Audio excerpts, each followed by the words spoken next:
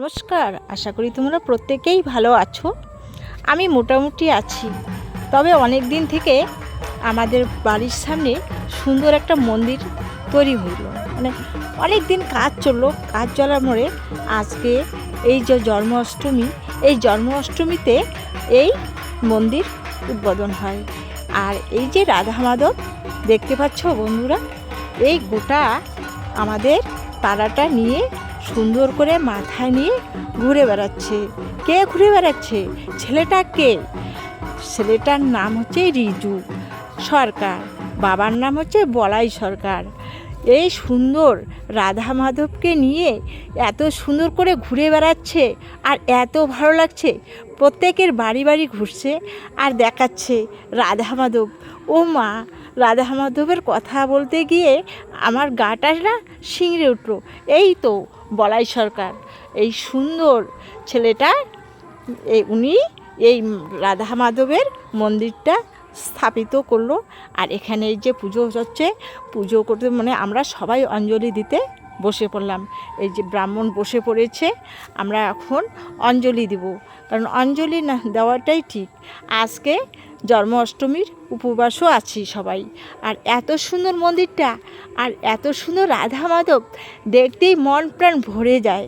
আর কী না ভালো লাগছে, চোখ কোনো পাশে এড়ানোর বুদ্ধি নাই। আর মন্দিরটাও তো এত সুন্দর। আর দেখছো বন্ধুরা, সখীরা কত সুন্দর শাড়ি, সখীর শাড়ি নিয়ে কোথায় রেখেছে।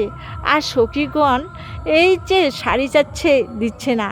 কত সুন্দর লাগছে বন্ধুরা, দেখতে পাচ্ছ। তবে আমার ভিডিওটা তোমরা দেখবে। তো অঞ্জলি দেওয়া হয়ে গেল, এখন প্রসাদ বিতরণ হবে। এই তো বাড়ির এই যে বলাই সরকারের মনে হয় বৌদি হবে, আরও অন্য অন্য কেউ আছে।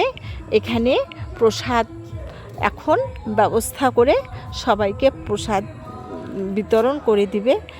বৌদি না, এখানে অন্য কেউ হবে। এখনই দেখা গেল মুখটা। যাই হোক, আমরা এখন প্রসাদ নেব, কিন্তু সবাই প্রসাদ গ্রহণ করবে না, কারণ জন্মাষ্টমীর উপবাস। আর এই তো কত সুন্দর করে মন্দিরটাও দেখলাম, আর কতটা যে আনন্দ পেলাম আর নিজেই বলতে পারছি না, এত ভালো লাগছে। তবে বন্ধুরা, তোমরা ভিডিওটা যদি তোমাদের ভালো লাগে, লাইক শেয়ার কমেন্ট করে জানিয়ে দিও। যদি পারো একটা সাবস্ক্রাইব করবে।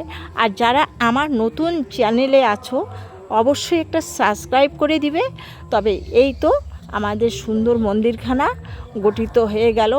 আর প্রত্যেক বছরে বছরে তো হবে, আর পূর্ণিমায় পূর্ণিমায় ভোগ হবে। যাই হোক বন্ধুরা, এই